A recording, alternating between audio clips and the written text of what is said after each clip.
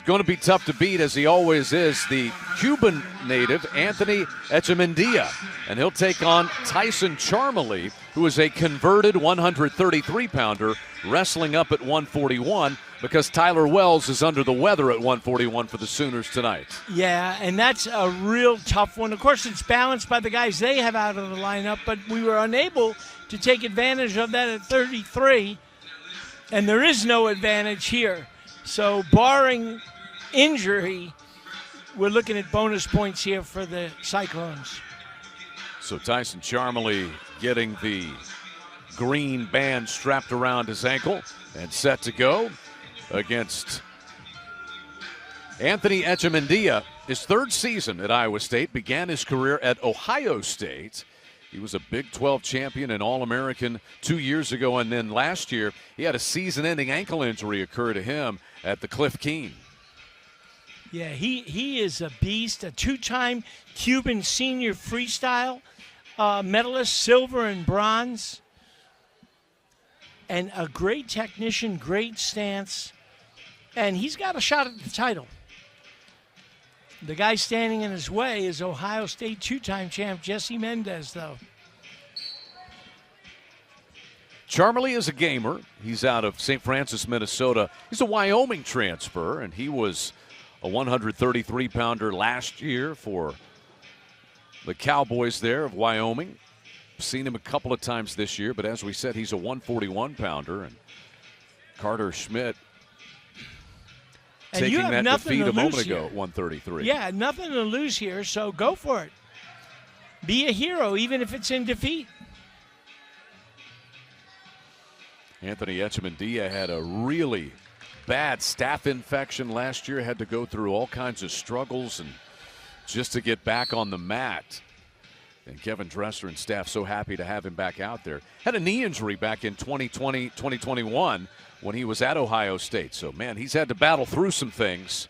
But here he is, the number 3 wrestler in the country at 141 pounds. Well, in his case, adversity has made him all the stronger. So, because that young man can wrestle. Look at how he goes forward and backs you up. Man, Charmoli tried to shoot, but, man, he was shut down quickly. And you can just tell when things like that happen, the size difference between these two guys.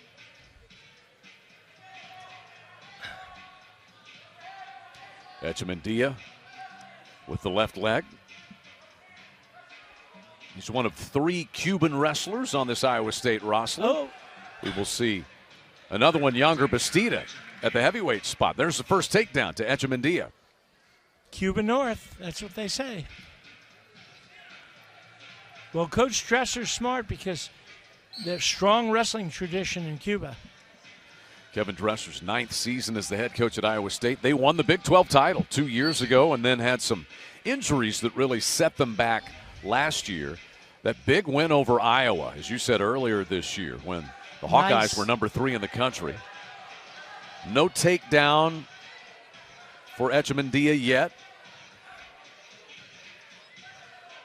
Charmoli gamely trying to get away and prevent the 3. That's just good fight on the part of Charmoli. But Echemendia pulls him back into the circle.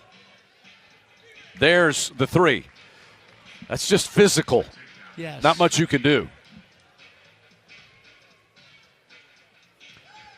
So 6-1 now, Echemendia. And they'll restart him with 14 seconds to go here in this opening period. Roger Kish, the third-year Sooner head coach, having to deal with some illness. And you never know with illness. Guys are close in the wrestling room, and Iowa State traveling. And those are the things as a coach that just get you. Yeah. How quickly things can happen. We are great. Who got hurt? He did what? And all of a sudden everything changes. Yeah. By the way, speaking of Cubans, many years ago in one of my first years here, we brought in a young man as a club coach.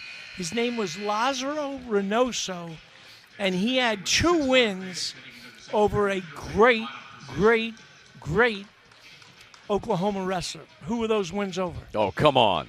I'm not even sure you can remember, much less me. Oh, I remember this guy. He haunts me in my dreams. John Smith. Okay. He actually beat John in John's second Olympics. And then John beat the Russian, and the Russian beat him. So John wound up getting the gold, which is remarkable. A run of 6 straight world championships. 6 world Olympics championships for John Smith. And 4 worlds. Yep. One of the greatest feats of all time. One of the all-time great amateur wrestlers, John Smith. 7-1 now. Echemendia with the early escape. It's a warning issued to Charmoli, as Echemendia just continues to come after the Sooner sophomore. And there's 3 more. So 10-1 the lead for Echemendia. A little bit of a clinic going here.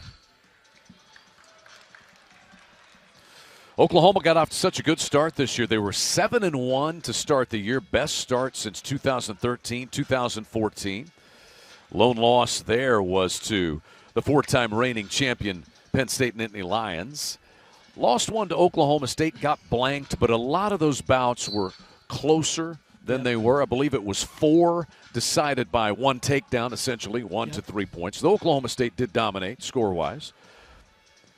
But the Sooners have wins over Bucknell, Indiana, Rutgers, Rider, and Air Force. There's an escape for Charmoli, his second. And had a good performance against a very tough West Virginia team. Just got caught at 97, and that pin was all the difference. We had beaten him by 7 points in the Cliff Keen Open, but this young man is a pinner, and he wrestled at the All-American Wrestling Club, coached by Big Rob Waller and Little Rob Waller. Big Rob being a teammate of mine at Slippery Rock, and Little Rob being a national champion here. So well coached and dangerous. And that turned that one in favor of the Mountaineers, who came away with that win. Apart from that, they've done everything that they could do this season so far. They're just not at the talent level for an Oklahoma State, Penn State, or Iowa State at this time. 14-2 now, Echemendia. As we hit the end of the second period, he's got 1:10 of riding time. And we will see. He will start on bottom. If he were to escape and get a takedown, you'd have a tech fall in favor of Anthony Echemendia. He's choosing neutral. So neutral they will start, and a takedown. Opponent grabs your wrist, bring your elbows in, and keep your head in the way. Oh, a nice high crotch attempt by Charmoli. Little shrug attempt, picking up the pace a little bit here.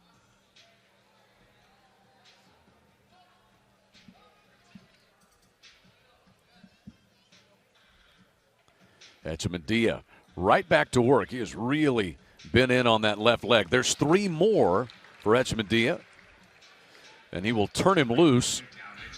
There's the escape. And then one more takedown, if and when Echemendia gets it, would be a tech fall and stop this bout.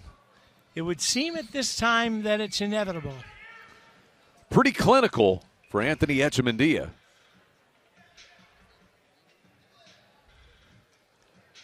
Right back in he goes. Oh!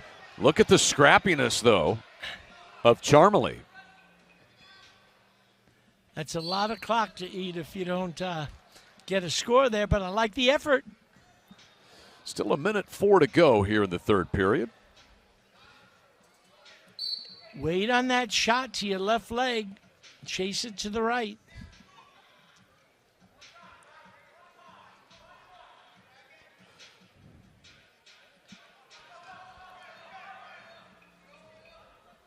Echemendia.